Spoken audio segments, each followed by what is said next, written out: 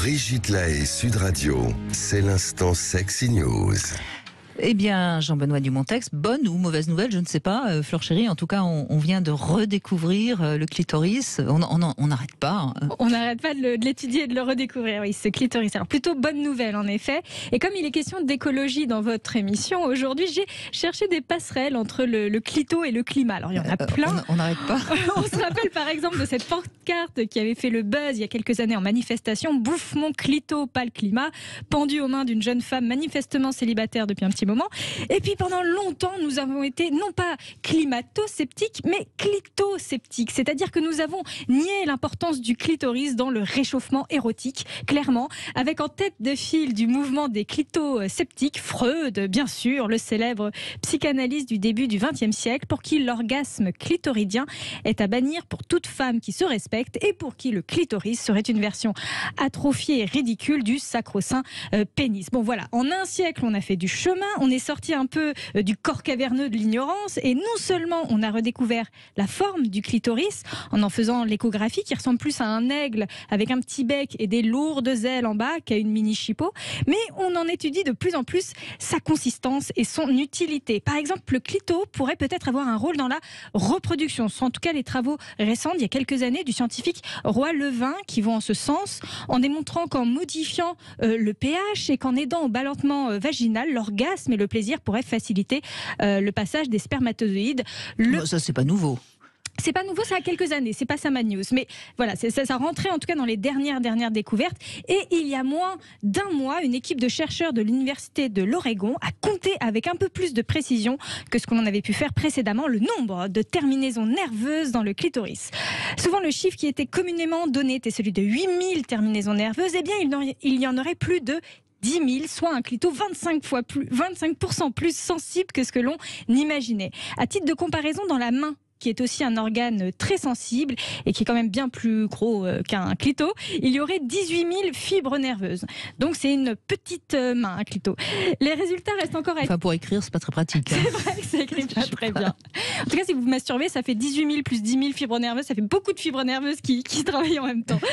Ces résultats restent encore à être confirmés par d'autres pairs, mais cette nouvelle fait déjà le buzz dans la communauté scientifique. Elle pourrait notamment aider à la reconstitution génitale en cas de mutilation. D'excision, exactement. Car oui, le clito, comme le climat, il souffre parfois de dégradation humaine à certains endroits du globe. Enfin, la dégradation, c'est un symptôme visible, car c'est toujours la bêtise humaine qui en est la principale criminelle. Et la culture, parce que encore une fois, c'est culturel, cette histoire d'excision. Et je précise d'ailleurs que c'est en Égypte, un des pays où il y a le plus de femmes excisées. On l'ignore. Il y a pratiquement 85% des femmes qui sont excisées en Égypte. Alors, je ne sais pas s'ils en ont parlé à la COP 27, mais par exemple, c'est quand même intéressant, comme quoi.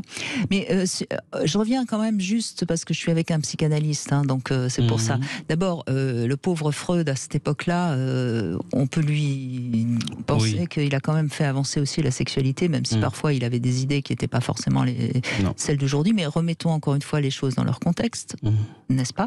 Et puis deuxième chose, et là je fais vraiment appel aux psychanalystes, je pense que quand une femme a de la jouissance, c'est pas surprenant qu'elle tombe plus facilement enceinte. C'est peut-être pas simplement une question de plaisir, c'est peut-être aussi parce que psychiquement, c'est quelque chose qui fait qu'elle est ouverte à cet homme qui la pénètre et qui donc peut lui faire un enfant, non? Oui, tout à fait. Il y a peut-être une notion comme ça qu'il faut pas oublier. Il y a le désir à ce moment-là de ne faire qu'un et donc peut-être de faire un petit un, plus un, avec l'autre, effectivement. Oui. Mais c'est certain que ça doit faciliter. Il n'y a aucune raison qu'on trouve autre chose comme résultat. Non. Oui, et puis au-delà de la découverte du clitoris, qu'on découvre aussi beaucoup, c'est l'interaction gamétique, c'est-à-dire comment ça se passe la discussion entre un spermatozoïde et une ovule. Et là, il y a vraiment de plus en plus d'études qui montrent qu'en fonction de la façon dont la flagelle se passe sur le spermatozoïde, de la bonne enzyme qu'il y a sur l'ovule, l'interaction se fait ou se fait pas. Et ça, c'est des découvertes aussi qui sont très récentes. Parce qu'on a de plus en plus d'outils pour aller dans ce détail-là, en fait. Oui, et puis il y a le pH qui joue un rôle par rapport à certains spermatozoïdes, etc. Enfin, de toute façon, on sait très bien qu'il y a des femmes qui ont été considérées plus ou moins comme infertiles, et puis avec un autre homme, elles arrivent à être enceintes. De toute façon, c'est un mystère, et moi je trouve que c'est pas si mal que ça reste un mystère. Et quoi qu'on découvre, je pense que ça restera de toute façon quelque chose de pas totalement rationnel. il me semble. Enfin, je sais pas. Oui, il y a toujours des choses qui nous échapperont. Enfin, j'espère quand même, parce que ça serait un peu embêtant. Mais il y a de toute façon, à mon avis, un rôle essentiel de l'état émotionnel et de cette chimie, de cette alchimie qui peut se passer entre deux êtres. Donc voilà, et ça c'est un truc, à mon avis, on va mettre du temps à comprendre vraiment ce qui se passe. Et puis on sait que l'infertilité, aussi bien masculine que féminine, peut-être plus féminine encore, elle est souvent due parce que la femme n'est pas prête, quoi, tout simplement, à accueillir. Oui, ou qu'il n'y a pas un désir là, c'est peut-être pas conscient, mais il n'y a pas un désir forcément d'avoir un enfant là avec cet homme-là, par exemple. Merci en tout cas Fleur Chérie, et puis je rappelle qu'on peut vous retrouver notamment sur union.fr et puis également sur mysuitefantasy.com, et puis si vous n'y avez pas encore été, essayez ce bar à fantasmes, le Suite Paradise à Paris dans le 2e.